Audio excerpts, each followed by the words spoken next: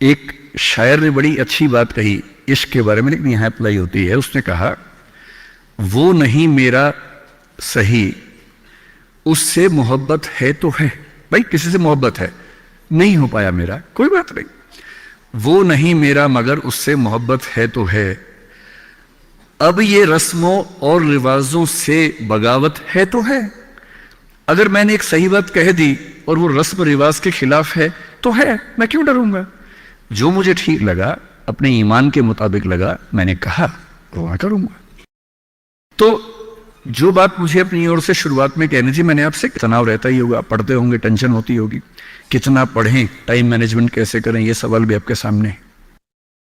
मैं आपसे, देखिए मेरा काम चीज़ों को आसान करना है। मैं दिल्ली में पढ़ाता हूँ आईएएस के बच्चों को, तो मैं उनको भी ये कहता हूँ कि चीज़ें मुश्किल तो कोई भी कर सकता है, चीज़ें आसान करना मुश्किल है, और हमें तो चीज़ें आसान करनी है। इस दुनिया में कोई भी ऐसा एग्जाम नहीं जिसके लिए आपको 24 घंटे पढ़ने की जरूरत है। अगर आप दिन में 8, 10, एक लेवल के बाद 12 घंटे पढ़ते हैं तो ये बहुत है। इसलिए मैं आपसे कह रहा हूं शुरुआत के लिए 8 घंटे की पढ़ाई, 8 घंटे की नींद और 8 घंटे बाकी सब चीजें, खेलना कूदना, वो बहुत जरूरी है। यहीं से बात आती है मोटिवेशन की। एक ही है कि हमारा मोटिवेशन हमेशा कैसे रहे, और एक ये कि कभी कभी स्ट्रेस ज्यादा हो जाता है, उस समय हम कैसे मैनेज करें। आपकी उम्र में स्ट्रेस ज्यादा होने की वजह यह भी है कि आपके हार्मोन्स इस उम्र में ज्यादा, उनमें वाइब्रेशंस होते हैं, तो मूड स्विंग ज्यादा होते हैं। जैसे जैसे आप मैच्योर होते जाएंगे उम्र के साथ, आपके मूड स्विंग्स कम हो जाएंगे। जैसे आपके पेरेंट्स हैं, आप देखेंगे, स्पेशली फादर को आप देखेंगे, आपके फादर आमतौर पर इमोशनल बातों से बहुत प्रभावित नहीं होते होंगे। जैसे आप कहेंगे, पापा आज मेरी फ्रेंड ने मुझे छोड़ दिया, पापा कहेंगे कोई बात नहीं। आपके अंदर से आंसू छूट रहे हैं, आपका मन कर रहा है मैं क्या कर लूं, आग लगा दूं, जंगल में जाके क्या कर दूं, इमोशंस ऐसे उछल रहे हैं आपके। पापा क्या बोल रहे हैं, कोई बात नहीं, कोई और मिल जाएगा उससे बेहतर, ठीक है। ऐसा नहीं कि बहुत अभ्यास किया उन्होंने। उम्र बढ़ने के साथ साथ हमारे हार्मोन्स का बैलेंस चेंज होता है और आप बहुत मैच्योर हो जाते हैं। मैच्योर होने का सबसे बेसिक मतलब है कि आप किसी इमोशन में बह नहीं जाते, आप खुद के ऊपर कंट्रोल बेहतर रख पाते हैं। तो उम्र के साथ होगा।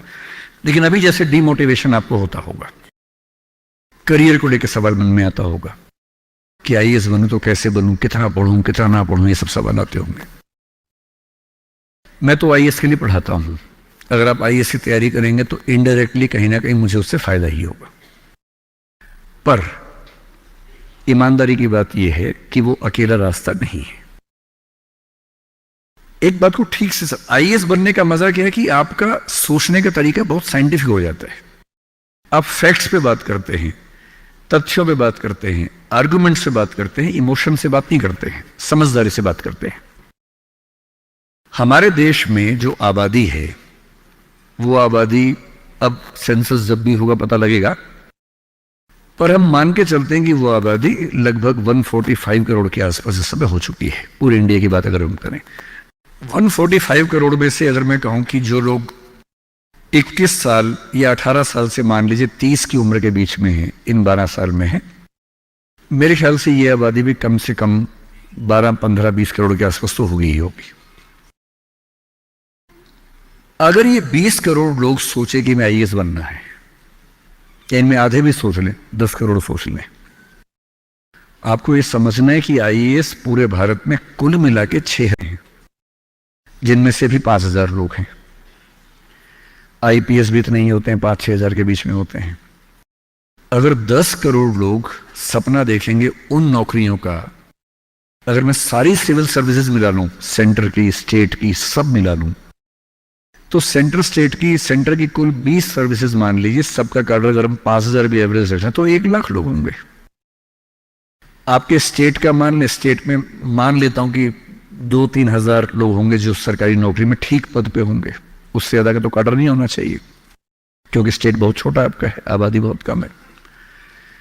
तो जो नौकरियां कुल मिला के 10-12 हजार हैं, अगर देश का हर युवा सोचे कि मुझे उसी में आना है, तो इसका मतलब है कि हम एक ऐसे रास्ते पे जा रहे हैं जिसमें डिप्रेशन होने की संभावना बहुत ज्यादा है, एंग्जाइटी होने की संभावना बहुत ज्यादा है, बहुत लोगों को हारना भी पड़ेगा, बहुत लोगों को हासिल नहीं हो पाएगा वो सब।